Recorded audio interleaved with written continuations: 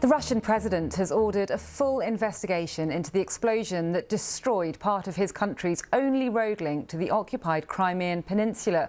Vladimir Putin has also ordered the Russian Secret Service to ramp up security on the Kerch Bridge. Ukrainian officials have welcomed the explosion without officially admitting responsibility. Our Russia editor Steve Rosenberg reports. It is the bridge the Kremlin built. And it was under attack. An explosion at dawn. This was the result. Russian officials claim a lorry had been blown up here and that the fire then spread to a fuel train. Whatever the cause, you can see the damage. This is the bridge that links Russia to annexed Crimea, and parts of the road had collapsed into the sea. Later, investigators announced that 3 people had been killed. They've opened a criminal case. The 12-mile-long road and rail bridge is not only strategically important to the Kremlin as a supply route, it's also a symbol of the Russian annexation of Crimea. Vladimir Putin opened it in 2018, getting behind the wheel to show that, as far as he was concerned, Russia and Crimea were joined forever.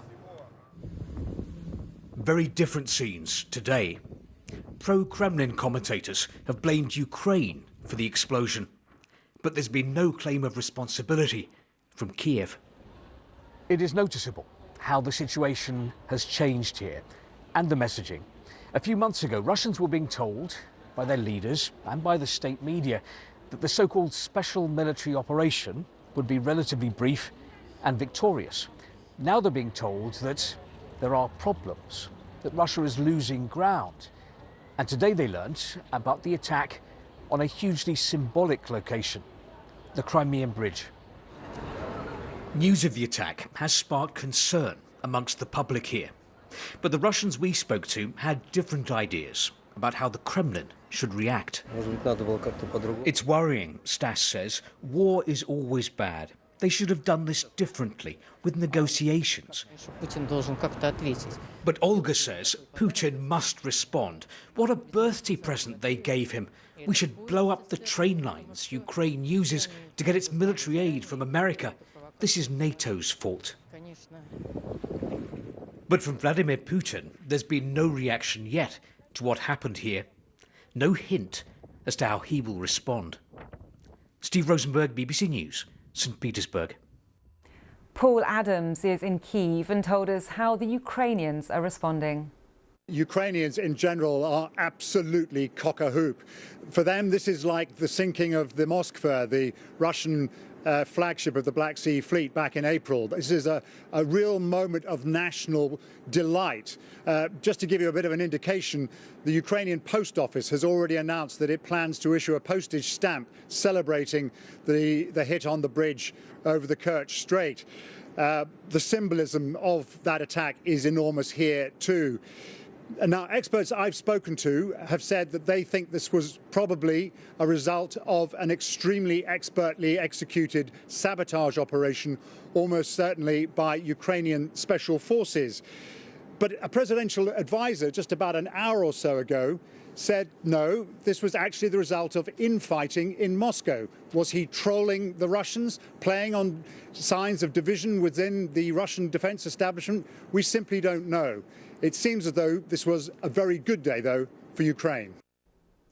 Now we can speak to Barry Pavel, who's the Vice President and Director of the National Security Research Division at the RAND Corporation. Very good to have you with us, Barry. So what impact will this attack have on President Putin's morale right now?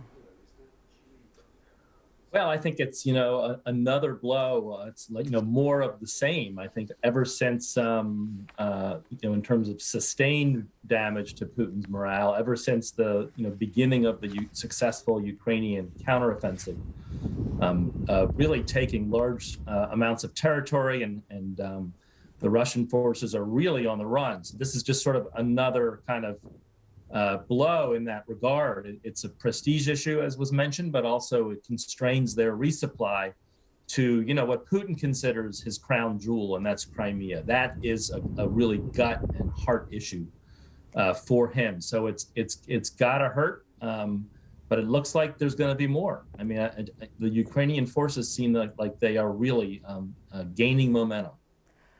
What impact do you think this will have on President Putin's ability to resupply?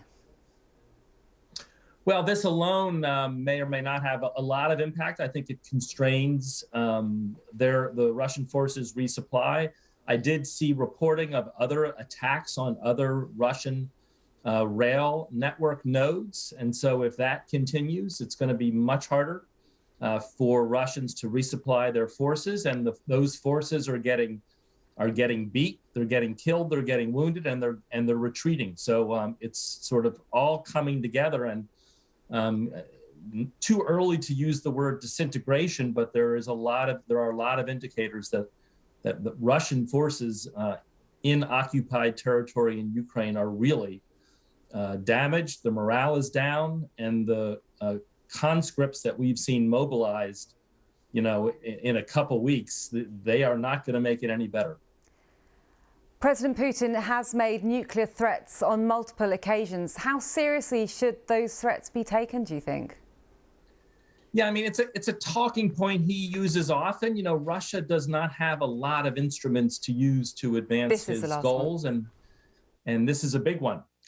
So he used it at the beginning of the war. He used it in 2014 when he invaded Crimea, and he's used it since the beginning of the war. So I think we need to take it seriously, not ignore it, be attentive to it, think about how we might handle it, but most importantly, think about how we might deter it.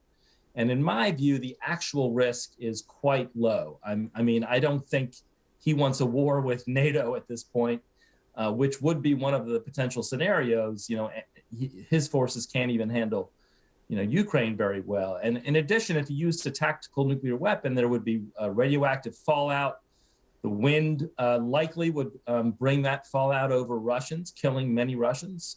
I don't think he wants that. And then also it would make the area that was attacked uninhabitable for a very long time to come. So I think the U.S. and allied approach to not back down, to take it seriously, but to not back down and to keep doing what we're doing, and the Ukrainians to keep doing what they're doing, I think that's definitely the right approach. Barry Pevell, thank you very much for your time. That's Barry Pevell, the Vice President, Director of the National Security Research Centre at the RAND Corporation.